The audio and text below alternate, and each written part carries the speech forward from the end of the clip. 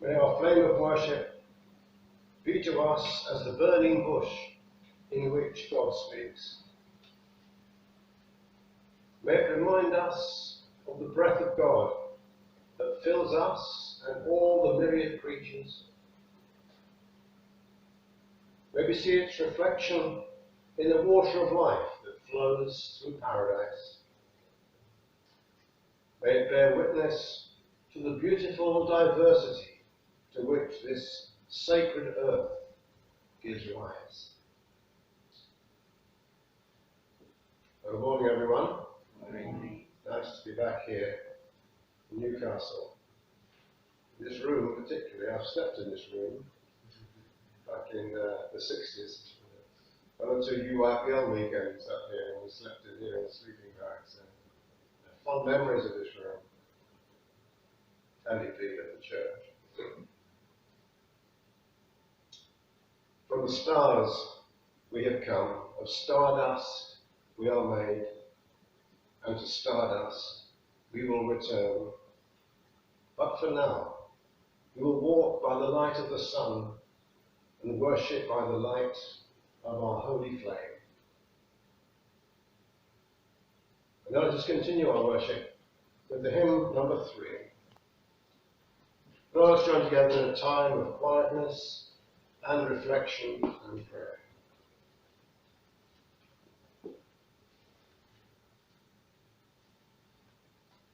We have seen the great cathedrals,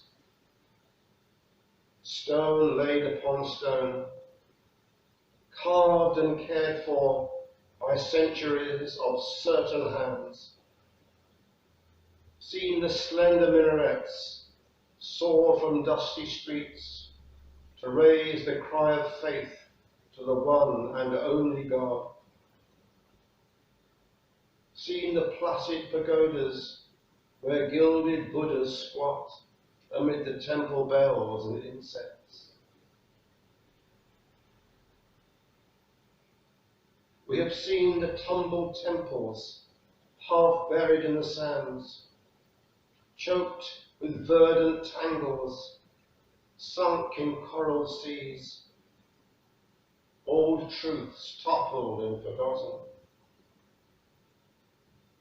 We have even seen the wattled huts, the sweat lodge hogans, the wheeled yurts and the ice age cabins, where unwritten worship raised its knowing voices. But here we build temples in our hearts. Side by side we gather.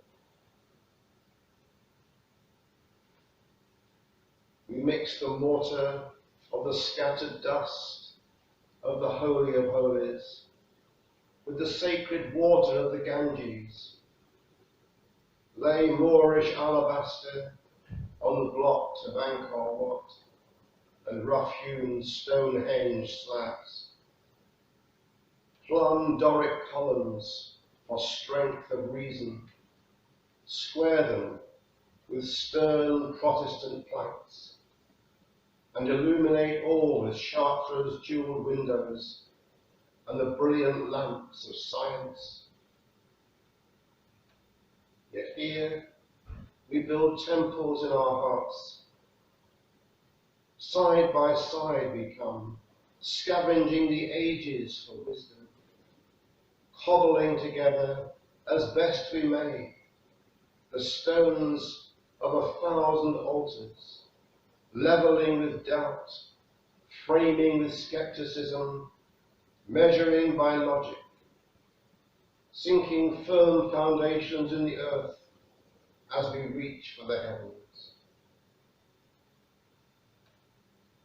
Here we build temples in our hearts, a temple for each heart, a village of temples, none shading another, connected by well-worn paths, built alike on sacred ground.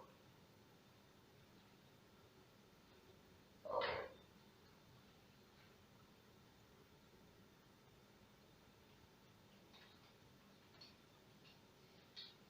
I've got a slot here for notices, so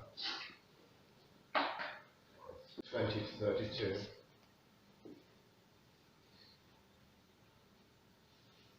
The Lord said, "How great is the outcry over Sodom and Gomorrah! How grave their sin must be! I shall go down and see whether their deeds warrant the outcry reaching me. I must know the truth." When the men turned and went off towards Sodom, Abraham remained standing before the Lord.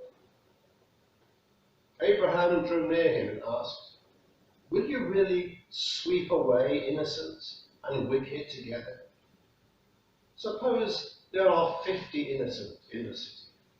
Will you really sweep it away and not pardon the whole place because of the 50 innocent there? Far be it from you to do such a thing, to kill innocent and wicked together, for then the innocent would suffer with the wicked. Far be it from you. Should not the judge of all the earth do what is just?" The Lord replied, "If I find in Sodom 50 innocent, I shall pardon the whole place for their sake." Abraham said, "May I make so bold as to speak to the Lord, I who am nothing but dust and ashes? Suppose there are 5 short of 50 innocent. Will you destroy the whole city for the lack of 5 men? If I find 45 there," he replied, "I shall not destroy it." Abraham spoke again, "Suppose 40 can be found there. For the sake of the 40, I shall not do it," he replied. And Abraham said, "Let not my Lord become angry if I speak again. Suppose 30 can be found there." He answered, "If I find 30 there, I shall not do it." Abraham continued, "May I make so bold as to speak to the Lord? Suppose 20 can be found there."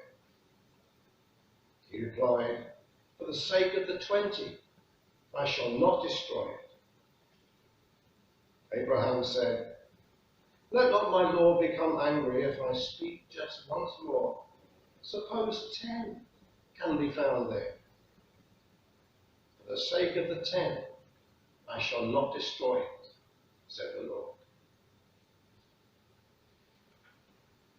Our second reading comes from the works of Plato, his description of Atlantis, or from his description of Atlantis in Critias. The gods distributed the whole earth between them. Poseidon's share was the island of Atlantis. At the centre of the island was a plain, said to be the most beautiful and fertile of all plains, and near the middle of this plain, a hill. Here there lived one of the original earth-born inhabitants called Evenor, with his wife Leucippe. They had an only child, a daughter called Clyto. She was just of marriageable age when her father and mother died. Poseidon was attracted by her and had intercourse with her. He fortified the hill where she lived by enclosing it with concentric rings of sea and land, making it inaccessible. He equipped the central island with godlike lavishness. He made 2 springs flow, one of hot and one of cold water, and caused the earth to grow abundant produce of every kind. He begot 5 pairs of male twins, and divided Atlantis into 10 parts, which he distributed between them. He allotted the eldest of the eldest pair of twins the biggest and best allocation, and made him king over the others, who he made governors, each in a populous and large territory. He gave them all names. The king he gave a name from which the whole island and surrounding ocean took their designation of Atlantic, deriving it from Atlas, the first king. afterwards had a long and distinguished line of descendants, maintaining the succession unbroken for many generations. Their wealth was greater than that possessed by any previous dynasty of kings, or likely to be accumulated by any later.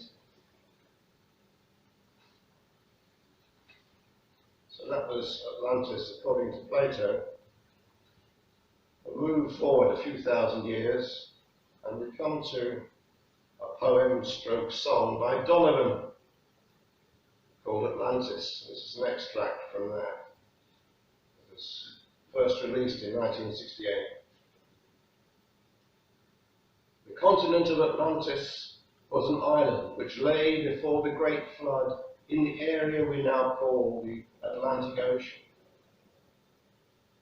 So great an area of land that from her western shores those beautiful sailors journeyed to the south of North Americas with ease in their ships with painted sails.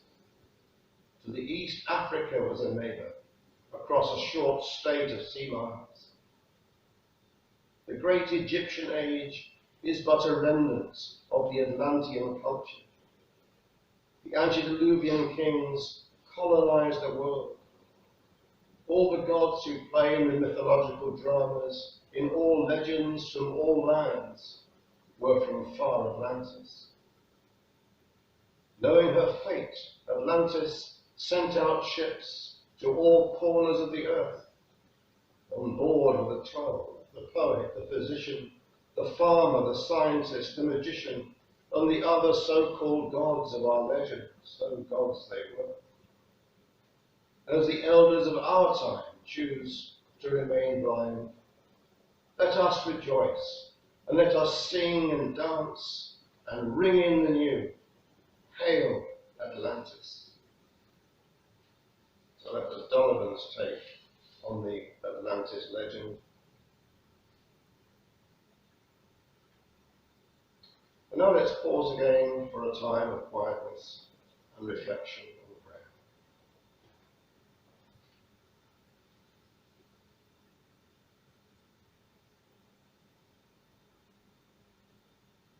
Myths, legends, and half-remembered stories speak of lost lands, lost cities, engulfed by deluge and fire, earthquake and volcano, tsunami and surging sea.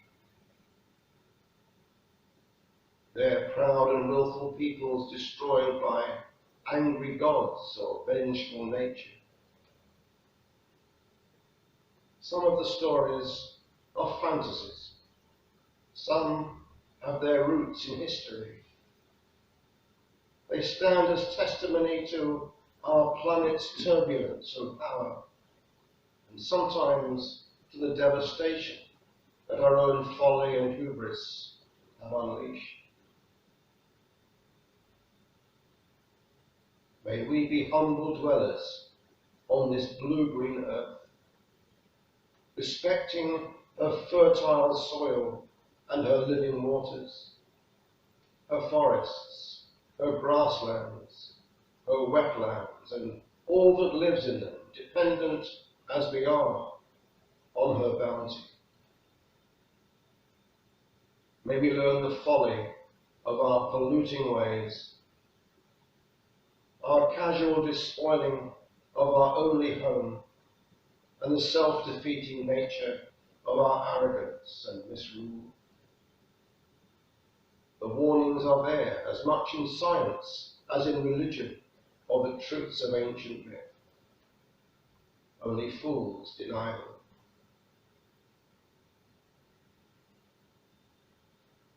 Let's just spend a few moments in the communion of silence. May wisdom be ours, lest we follow antediluvian humanity, the builders of Babel, the over-proud Atlanteans, and all the rest, into the gathering shadows of decline and fall, self-destruction, and an obscuring myth. May it be so. Amen. Few ancient myths have managed to fascinate the human imagination like that of Atlantis. Much of what has been written about it over the last few thousand years is fanciful, to say the least.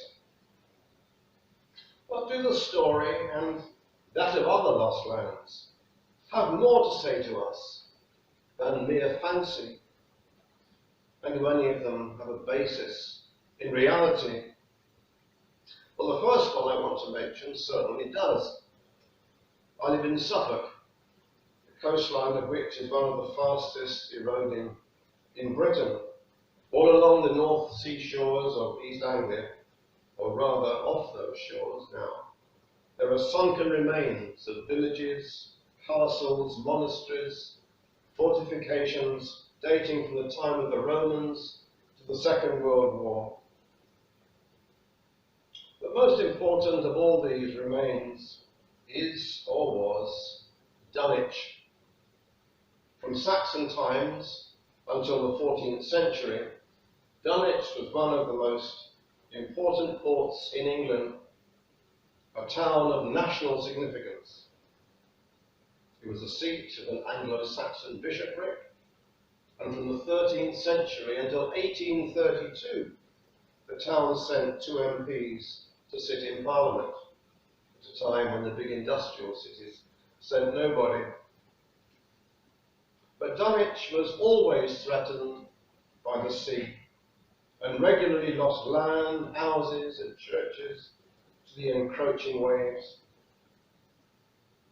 Somewhat paradoxically, the sea posed another threat, the silting up of the harbour, and this is what finally did for Dunwich.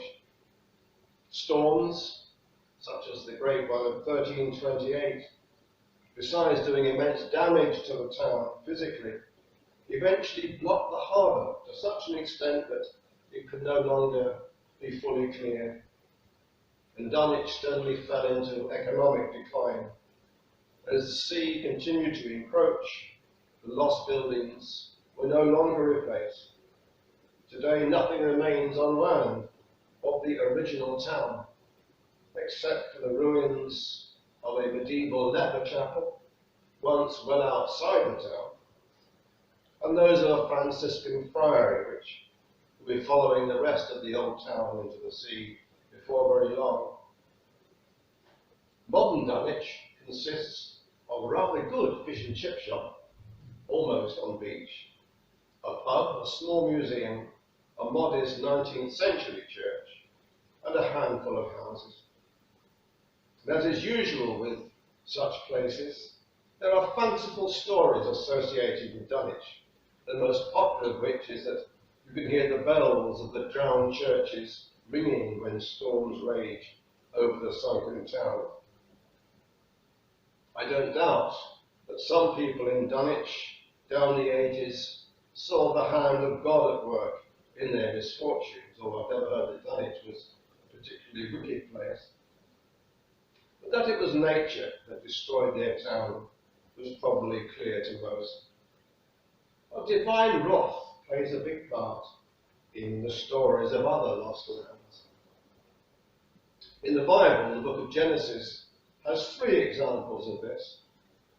Best known, of course, is the story of the flood. God decides to destroy the entire human race, with the exception of Noah and his family, because, as Genesis has it, the wickedness of man was great in the earth. The lost place this time is the whole world.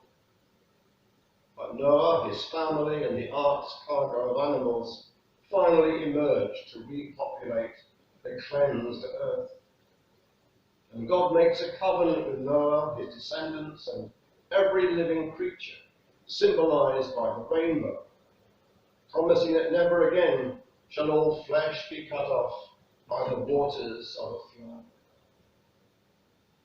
The existence of similar flood stories in other ancient mythologies has led to speculation that they may have their origin in some cataclysmic event in prehistory, and there are several candidates for this. But the biblical story's message is really spiritual, and it is not without relevance today, although the threat to those living creatures who share our world comes not from God, but from us. The second Genesis story of destruction is that of the Tower of Babel. The human race, all of them of one language and one speech, decide to build us a city and a tower whose top may reach unto heaven, and let us make a name. But their attempt to reach unto heaven and so claim a divine eminence doesn't go down well with God. The hubris of humanity results in the confusion of their languages, and they are scattered abroad upon all the face of the earth, while their great tower is abandoned unfinished. The ruins of ancient Babylon were later seen as its remains. The third biblical story of lost lands is that of Sodom and Gomorrah, whose sin is said to be very grievous. When two angels arrive to visit Lot, a mob surrounds the house, demanding that Lot hand the angels over, that we may know them. Apart from the violently sexual implications of this demand, it also constituted a violation of the sacred traditions of hospitality. The upshot of all this is that God destroys Sodom and Gomorrah with brimstone and fire out of heaven. Tradition has it that what was left was submerged beneath the Dead Sea. The moral dimension of the story is perhaps obvious enough, although not always the one that people draw from it. But if it has any basis in history, it may refer to an extreme volcanic or seismic event, the Dead Sea being part of the geologically unstable Great Rift Valley system that stretches through the Red Sea down to East Africa. But the greatest lost land story is that of Atlantis. Precisely how old the story is, we don't really know. But it is to Plato that we owe our knowledge of it. In his Timaeus, Plato writes of a great island in the ocean west of the Straits of Gibraltar. This island continent was Atlantis, home to a great nation that had fought a war against Athens. Plato tells us that in Atlantis had arisen a powerful and remarkable dynasty of kings. Besides Atlantis itself, they ruled an empire that stretched into Europe and Africa. But Atlantis, although it was a great civilization with high principles to begin with, it had become aggressively imperialistic. Plato writes, this dynasty, gathering its whole power together, attempted to enslave your country and ours. A Greek alliance led by Athens fought back, and Atlantis was checked. But the war was followed by a greater disaster that engulfed not only the Greek army, but Atlantis itself. Plato writes, there were earthquakes and floods of extraordinary violence, and in a single dreadful day and night, all your fighting men were swallowed up by the earth, and the island of Atlantis was swallowed up by the sea and vanished. In a world where the hands of the gods were seen everywhere, the fate of Atlantis surely meant that its arrogance had brought divine anger down upon it. Elsewhere, Plato describes in considerable detail the appearance of Atlantis, its capital city and its political and military systems. He also writes about its religion, which looked to Poseidon as its patron deity. In the centre of the capital was, Plato writes in his Critias, a shrine sacred to Poseidon and Cleito, surrounded by a golden wall. The legend of Atlantis was to have a long life, cropping up in the writings of philosophers, antiquaries, poets, and fantasists from Plato's day to this. There are even maps dating from the 17th century, which is on the back of your order of service, and from the 19th century, showing Atlantis and the ocean named after it, along with its supposedly great empire. And the fascination has never gone away. J.R.R. Tolkien, in what we might call his fictional mythology of Middle-earth, has his own version of the Atlantis myth, and only he calls Atlantis Numenor. It too was ruled by a great dynasty of kings, and was initially a benign power whose ships sailed to other lands in peace, carrying traders, scholars, and benefactors. But as the centuries and millennia rolled past, the Numenorians, like the Atlanteans, were corrupted and became arrogant, aggressive, and cruel. Only a righteous remnant kept the original high ideals alive, while the hubris of the West led them to snatch at the power of gods. This led to the downfall of Numenor, which, like Atlantis, was swallowed up by the waters of what is clearly the Atlantic Ocean. Only the righteous remnant, who were known as the faithful, escaped the destruction, like the families of Noah and Lot in the biblical tales. Like Plato, Tolkien has something to say about the religion of the people of his great island. A sacred mountain rose at its centre. At the summit, the king of Numenor prayed to the one God, who he called Eru Ilúvatar, on behalf of the nation. Tolkien writes, "No building, no raised altar ever stood there. Thrice only in each year the king spoke, offering prayer for the coming year in the first days of spring. Praise of Eru Ilúvatar in midsummer, and thanksgiving to him at the end of autumn." The strictly monotheistic theology that Tolkien gave to the Numenorians is interesting, bearing in mind that although Tolkien himself was a Roman Catholic, his maternal grandparents were Unitarians. Another 20th century take on the Atlantis myth was the poem song written in the 1960s by the singer Donovan Leach, to give him his full name. The record of the song was first released in what, for me at least, was A Year of Wonders, 1968.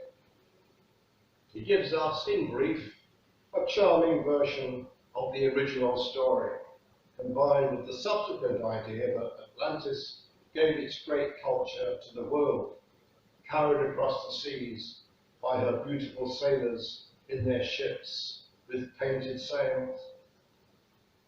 Donovan sets out the Atlantis of the so-called New Age and its continuing significance, calling on his audience to rejoice and sing and dance and ring in the new and to hail Atlantis.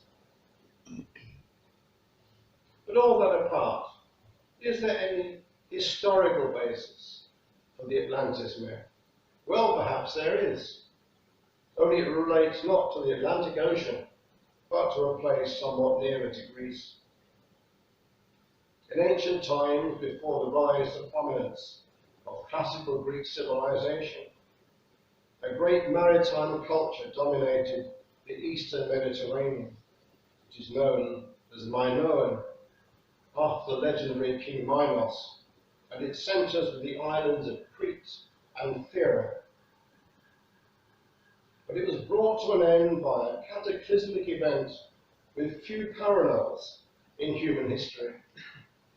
In around 1450 BC, an unimaginably massive and explosive volcanic eruption virtually destroyed Thera, its heart being completely blown out and turned into a crater 4 times larger than that created at Krakatoa in 1883.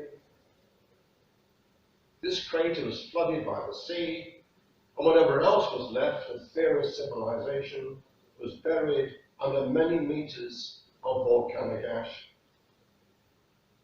Over hundreds of miles, the ash in the sky would have blotted out the sun, and dramatic sunsets would have been seen thousands of miles away for weeks and months afterwards. In an age when seismological and meteorological phenomena were interpreted in religious terms, all this would have helped to fix the event firmly in the individual memory and the collective unconscious. It was thus the destruction of Thera that is widely believed to lie at the root of the Atlantis legend. Today, Thera's remnants are better known as Santorini. But the destruction of Thera wasn't the end of the catastrophe. As Plato writes of the destruction of Atlantis, that there were earthquakes and floods of extraordinary violence, so the eruption of Thera was similarly preceded, accompanied and followed by earthquakes and tsunamis over a very wide area, and this included Crete, which suffered such devastation that the Minoan civilization there never recovered and went into terminal decline. So what has any of this got to do with us? What can we learn from the stories of these sunken cities and lost lands? Well, we can learn humility. We like to think that we rule the earth, that we are in control, but we are not. Against the extreme powers of nature, we are effectively defenseless. Our civilization is as fragile as that of Atlantis, that is, of Thera and Minoan Crete. In some ways, at least, we may even be more vulnerable, because the sophisticated and complex infrastructure on which we now depend could be knocked out by any one of many possible and ultimately probably inevitable natural catastrophes. But then there are the so-called natural disasters that have a great deal to do with human activity too. Even in Plato's time, there was a recognition that the environment was often fragile and at risk of degradation. Writing of the soil erosion caused by deforestation, Plato stated in Critias, "You are left with something like the skeleton of a body, wasted by disease. The rich, soft soil has all run away, leaving the land nothing but skin and bone." And looking back, he continued, "The soil benefited from an annual rainfall which did not run to waste off the bare earth as it does today." The great floods that occur in these stories are a reminder of the vulnerability to rising sea levels resulting from man-made global warming. The danger to low-lying islands and coastal areas like that in Indonesia, hit by a tsunami just the other day. Lowlands including many great cities around the world. Natural sea level rise after the last ice age was what cut this country off from the rest of Europe. Our distant forebears couldn't do much about that. We might still be able to do something about the similar phenomenon that our dependence on burning fossil fuels has caused. In short, our sunken cities and lost lands teach us to be aware of our vulnerability and of the need to respect and work with nature rather than suppose that we can keep on abusing her with impunity. These stories, historical or mythological, are warnings against human arrogance and hubris, whether directed towards nature or towards our fellow human beings. They say that human society is corrupted by greed, injustice, and the lust for power are apt to implode and in time to self-destruct. An island nation like the legendary Atlantis, whose self-deluding people fall into moral, intellectual, economic, and political decay and folly, may not be literally swallowed by the sea, but they are probably heading for obscurity of another kind. The hope for the future doesn't lie in the destruction of international and national political cohesion by narrowly focused and divisive ideologies. Rather, it lies in the building of a world that recognizes its vulnerability, its fundamental unity, its interdependence, and so builds international peace through trade, mutual assistance, and cooperation. And so may the stories of sunken cities and lost lands teach us humility, wisdom, and reverence for the one ultimate source of being on which we depend. Amen. With love and compassion for each other and the world, may we go from here more worthy of the gift of life and of the blessings of the earth, our common home. Amen.